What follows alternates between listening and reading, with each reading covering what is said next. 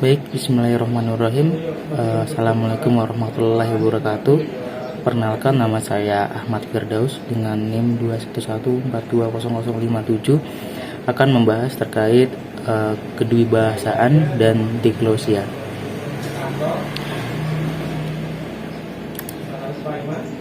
Yang pertama, kita akan membahas terkait pengertian terlebih dahulu mengenai kedwibahasaan. Menurut Mas Rudin, dalam bukunya pada tahun 2015 halaman 46 mengartikan kedwibahasaan adalah kemampuan berbicara atau kemampuan dalam menggunakan dua bahasa atau lebih.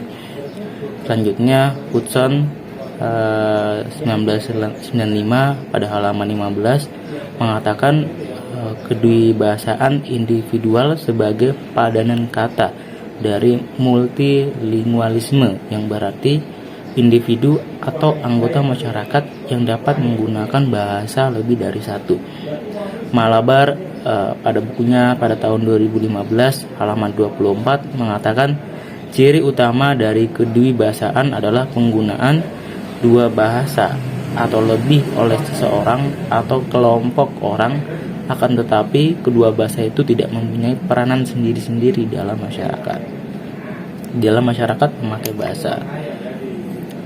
Dari ketiga para hal tersebut dapat kita simpulkan bahwa kedwibahasaan adalah kemampuan menggunakan dua bahasa atau lebih dalam satu peristiwa tutur.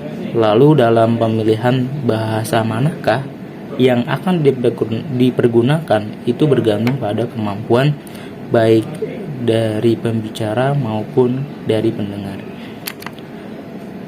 Contoh kedwibahasaan yang pertama adalah iya, ini lagi on the way. Di sini terdapat dua bahasa ya teman-teman, sama dari bahasa Indonesia dan bahasa Inggris. Kalimat seperti ini sering kita lihat ketika bertanya lagi di mana gitu, lagi di jalan atau lagi on the way gitu, lagi dalam perjalanan. On the way memiliki makna dalam perjalanan. Terus di contoh kedua itu memiliki tuturan lawannya easy sekali. Nah, easy itu termasuk dalam bahasa Inggris yang memiliki makna atau arti mudah. Jadi seharusnya lawannya mudah sekali, tapi karena si penutur menggunakan dua bahasa, maka disebut sebagai dwibahasawan. Selanjutnya pada contoh ketiga, IDK, I don't know, itu merupakan singkatan IDK yang sering digunakan oleh para mahasiswa cenderungnya. IDK, coba tanya yang lain. Nah, IDK ini dari bahasa Inggris saya tidak tahu, coba tanya yang lain gitu. Selanjutnya adalah pengertian diglosia.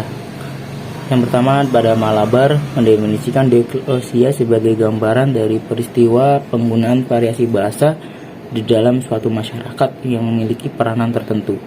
Ferguson dalam Hudson mendefinisikan diglosia sebagai situasi bahasa yang relatif stabil. Maknanya terdapat dialek utama atau bahasa baku yang biasanya digunakan dalam pendidikan resmi serta pembicaraan resmi dan tertulis.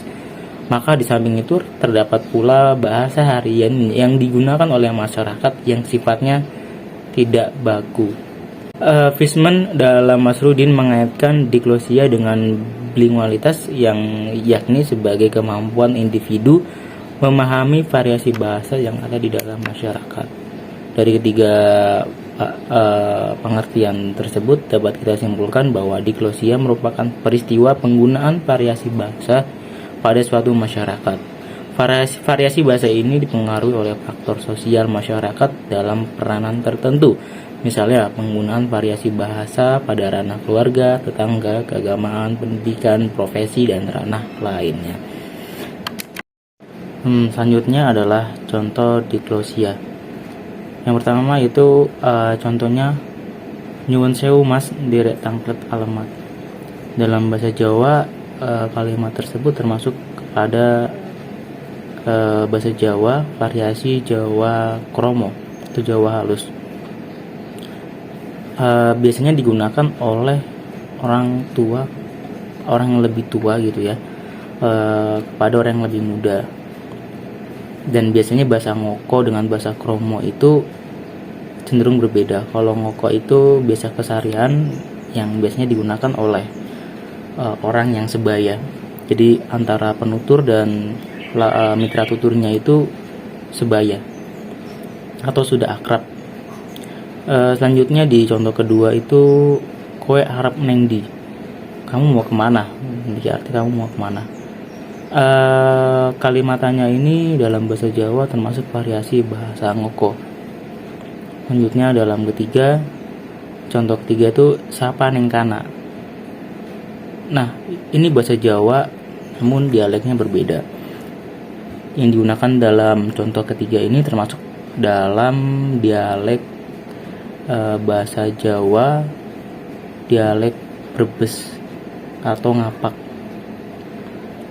Berbeda halnya dengan bahasa Jawa standar yang menggunakan logat O. Namun di bahasa Jawa Brebes, dialek Brebes ini menggunakan logat A.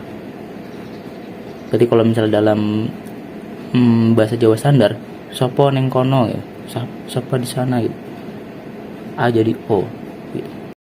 Baik, cukup sekian. Terima kasih.